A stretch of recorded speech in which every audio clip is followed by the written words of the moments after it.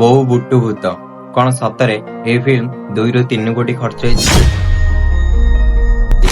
କଣ ସତରେ ବାବୁସାନ ମହାନ୍ତି ଗରିବ ଲୋକଙ୍କ ପଇସା ଖାଇ ଦେଇଛନ୍ତି? କଣ ସତରେ ଓଡ଼ିଆ ଇଣ୍ଡଷ୍ଟ୍ରି ଗରିବ ଲୋକଙ୍କୁ ଠକୁଛି? ହଁ ଆଜ୍ଞା, ସେସବୁର କ୍ୱେଶ୍ଚିନ୍ ଆନ୍ସର ଆଜି ଆପଣମାନେ এই ଭିଡିଓରେ ପାଇଯିବେ। ତାହେଲେ ଚାଲନ୍ତୁ ବେଶୀ ଡେରି ନ କରି ଭିଡିଓଟି ଷ୍ଟାର୍ଟ କରିବେ। ତ ହ୍ୟାଲୋ ହାଏ ନମସ୍କାର, କେମିତି ଅଛନ୍ତି ସମସ୍ତେ? ଭଲରେ ଅଛନ୍ତି ତ? ସେମିତି ମଧ୍ୟ ଆଗକୁ ଭଲରେ ଥାନ୍ତୁ ପ୍ରଭୁ ଶ୍ରୀ ଜଗନ୍ନାଥଙ୍କ ଆଶୀର୍ବାଦରୁ। ବେଶୀ ଡେରି ନ କରି ଚାଲନ୍ତୁ ତାହେଲେ ଭିଡିଓଟି ଷ୍ଟାର୍ଟ କରିବା। ଚାଲ ଚାଲ।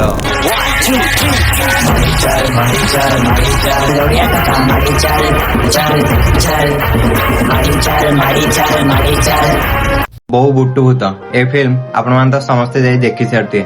ପ୍ରାୟ 25 ଦିନରେ 17 କୋଟି ଉପରକୁ ବିଜନେସ୍ କରିସାରିଲାଣି। ଆଉ ଫିଲ୍ମ ମଧ୍ୟ ବହୁତ ଭଲ ହେଇଛି। ଆପଣମାନେ ତ ସମସ୍ତେ ଯାଇ ଦେଖିଥିବେ ଫିଲ୍ମଟିକୁ ମଧ୍ୟ। ଆଉ ଏ ଫିଲ୍ମ ବହୁତ ହିନ୍ଦୀ ଫିଲ୍ମ ଆଉ ବଲିଉଡ ଫିଲ୍ମକୁ ମଧ୍ୟ ଟକ୍କର ଦେଇକି ବହୁତ ଭଲ ବିଜନେସ୍ ମଧ୍ୟ କରିଛି।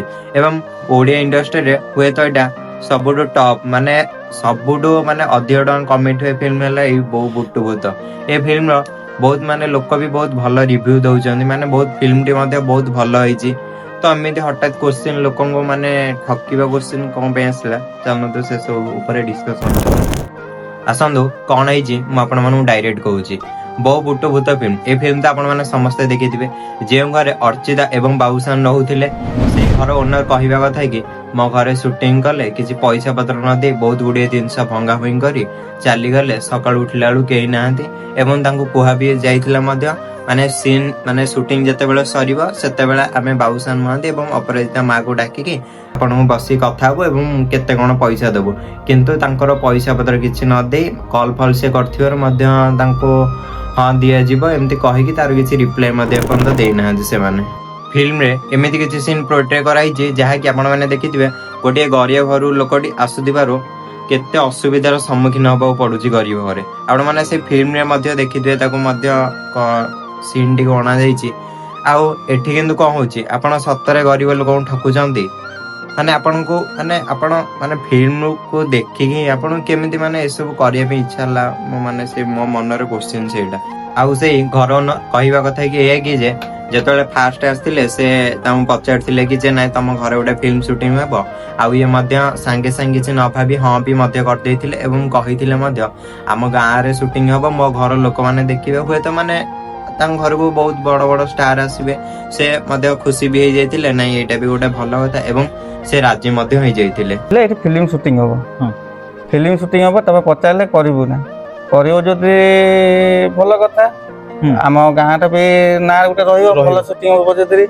ଆଉ ସେଇ ଘର ଲୋକ ଯିଏ ଘର ଓନର ସିଏ ମଧ୍ୟ ଏଇଆ କହିଥିଲେ କି ଯେ ପଇସା ପତ୍ର କଥା କିଛି ସେମିତି ଡିଲ୍ ହେଇନଥିଲା। ଆଉ ତମ ଖୁସିରେ ତମେ ଯାହା ଭଡା ଦବ ଘରର ଯୋଉ 15-20 ଦିନ ସୁଟ୍ ହବ, ଏବଂ ଆଉ ଯାହା ଭଙ୍ଗା ଭଙ୍ଗି ହବ ତାହା ତାକୁ ରିପେୟାର କରିକି ଦେବ, ଅବା ତାର କିଛି ପଇସା ଦବ, ସେ ତାଙ୍କର ରିପେୟାର କରିବେ। ଆଉ ପଇସା ପତ୍ର କଥା ସେମିତି ଏଗ୍ରିମେଣ୍ଟ ବି ଆମେ କରିନଥିଲୁ। ଆଉ ସେମାନଙ୍କୁ କହିଥିଲି ଆଉ ଆମର ଯାହା ଲୋକସାନ ହବ, ଯାହା ଭାଙ୍ଗି ଭୁଙ୍ଗା ଯିବ ଏବେ ଖୁସିରେ ଦେବେ। ଆଉ ଆମକୁ ଯୋଉଟା ଭଡାଟା ଖୁସିରେ ଦେବେ, ଆଉ ଯୋଉଟା ଭାଙ୍ଗି ଭୁଙ୍ଗା ଯାଇଛି ସେଇଟା ବନେଇକି ଦେବେ। ଆମର ଏଠି ହାଣ୍ଡି ଥିଲା, ହାଣ୍ଡି ମେଞ୍ଚେ ଭାଙ୍ଗିଦେଲେ, 10-12ଟା ହାଣ୍ଡି ଭାଙ୍ଗିଦେଲେ। ମୋ ଯୋଉ ବାଉଣ୍ଡ୍ରି କରନ୍ତି ଜାଲ ନେଇଗଲେ, ସିଆଡେ ପକେଇଦେଲେ। ଆଉ ଗାଁରେ ଯୋଉ ଜିନିଷ ଗୁଡା ଆଣିଥିଲେ ସବୁ ସେମାନେ ସେମିତି କୁଆଡେ କୁଆଡେ ପକେଇ ଦେଇକି ପଳେଇ ଆସିଲେ। ଆଉ ଏଇ ଉପରେ ଯୋଉ ଟାଇଲ ଘର ଗୁଡା ଏମିତି ନୂଆ ଦେଖାଯାଉଛି ସେଗୁଡା ସବୁ ଭାଙ୍ଗିକି ପରେ ମୁଁ ଲଗେଇ ଦେଇଛି। ପାଣି ଗଳୁଛନ୍ତି ବର୍ଷା ସିଜିନ ବୋଲି। ତାପରେ ପରେ ଆମେ ଆଣିକି ଲଗେଇଲୁ। ଏ ଟାଇଲ ବି ମିଳୁନାହିଁ, ବହୁତ କଷ୍ଟରେ ଆଣିକି ଲଗେଇଲୁ। ଆଉ ଏବଂ ଏବେ ସେମାନଙ୍କ କହିବା କଥା କି ଯେ ଆସିଲେ ବହୁତ ଗୁଡ଼ିଏ ଜିନିଷ ଭଙ୍ଗା ଭଙ୍ଗି ମଧ୍ୟ କରିଦେଲେ। ଆଉ ଏମିତି ରାତିରେ ବି ମଧ୍ୟ ବହୁତ ନାଇଟ୍ ସୁଟ୍ ହଉଥିଲା। ତ ସେମାନେ ଘରେ ବି ମଧ୍ୟ ରହିପାରୁନଥିଲେ। ତାଙ୍କର ଯୋଉ ରୋଷେଇ ରୁମ୍ ସେମାନେ ସେଠି ମଧ୍ୟ ସେତିକି ଦିନ ଚଳୁଥିଲେ। ଏବଂ ରାତିରେ ତ ବହୁତ ଗୁଡ଼ିଏ ନାଇଟ୍ ସୁଟ୍ ରହୁଥିଲା, ଯେହେତୁ ତାଙ୍କୁ ବହୁତ ଅସୁବିଧା ମଧ୍ୟ ହଉଥିଲା। କିନ୍ତୁ କିଛି ପଇସା ପତ୍ର ନ ଦେଇ 15-20 ଦିନ ସୁଟିଂ କଲେ। ଆଉ ସୁଟିଂର ମୂଲ୍ୟ ମାତ୍ର 4,000 ଦେଇଦେଲେ ଏବଂ ସକାଳୁ ଉଠିକି ପଳେଇଲେ। କେହି କାହାର ଦେଖା ଦର୍ଶନ ନାହିଁ। ସେମାନେ କହିବା କଥା ଏଇଆ। ଆମେ ତ କହୁଛୁ ପଇସା ଦେଇକିନା ଯାଅ, ଏନା ତ ତମର ସରିଗଲା, ପଇସା ଦେଇକିନା ଯାଅ। 4,000 ଟଙ୍କା ଦେଇଦେଲେ ଆମେ କଣ କରିବୁ? ସେଟା ମୁଁ ଏତିକି ଟଙ୍କା ଧରିବି ନାହିଁ, ତମ ପଇସା ତମେ ନେଇଯାଅ। ଆଉ ଆସିଲା ଦିନ କହିଲେ କାଲି ସକାଳେ ଫିଲ୍ମ ସରିଲା ପରେ ଆମେ ବାବୁସାନ ଅପରାଜିତା ଏକାଠି ତମମାନଙ୍କୁ ଡାକିବୁ, ବସେଇବୁ, କଥା କରେଇଦବୁ, ତମ ଖର୍ଚ୍ଚ ଯାହା ଦେବା କଥା ସେମାନେ ଦେବେ।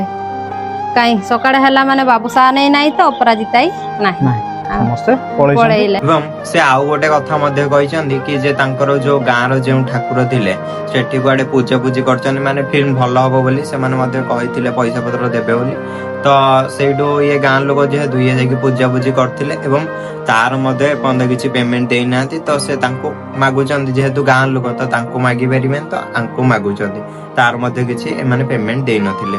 ତ ଆପଣ ମାନେ ହିଁ କୁହନ୍ତୁ ଏହା କେତେ ଦୂର ଠିକ? ଗୋଟିଏ ଗରିବ ଲୋକର ପଇସା ଠକିବା ଏବଂ ତାଙ୍କ ପଇସା ଖାଇବା। ହୁଏତ ଆଜି ଅଲଗା କିଛି ଲୋକେସନରେ ଆପଣ ମାନେ ଯଦି ଫିଲ୍ମ ସୁଟିଂ କରିଥାନ୍ତେ, ହୁଏତ ସେଠି କଣ ଆପଣ ମାନେ ଏମିତି ଠକିକି ପଳେଇ ଆସି ପାରିଥାନ୍ତେ କି? ତ ସେଠି ବି କିଛି ବି ଏମିତି ପଇସା ଦେଇନଥାନ୍ତେ। ପଏଣ୍ଟ ଏହା ହେଲା କି ଯେ ସେ ଯେଉଁ ଘର ଓନର ରହିଛନ୍ତି, ହୁଏତ ତାଙ୍କ ମୁହଁରୁ ଦେଖିକି ବି ଜଣା ପଡୁଛି ଗାଁ ଲୋକ ଏତେ ପାଠଶାଠ ମଧ୍ୟ ପଢିନାହାନ୍ତି। ତାଙ୍କ ବିଷୟରେ ସେମାନେ କିଛି ମାନେ ଆକ୍ସନ ବି ନେଇପାରିବେନି। ତ ସେଥିପାଇଁ ସେମାନେ ମାନେ କିଛି ବି କରିପାରିବେନି। ତ ସେଥିପାଇଁ ଏମାନେ ତାଙ୍କୁ ଠକି ଦେଇକି ପଳେଇଛନ୍ତି। ହୁଏତ ତାଙ୍କ ଜାଗାରେ ଯଦି ଆଉ କିଏ ଥାନ୍ତା ନା, ଆଜି ଆପଣଙ୍କ ନାଁରେ କେସ୍ ମଧ୍ୟ କରିଥାନ୍ତା। ତ ଆପଣ ମାନେ ଏଇ କମେଣ୍ଟରେ କୁହନ୍ତୁ ବାବୁସାନ ଟିମ୍ ସତରେ ଠିକ କରିଛନ୍ତି କି ଭୁଲ କରିଛନ୍ତି। ରହିଲି, ଜୟ ଜଗନ୍ନାଥ।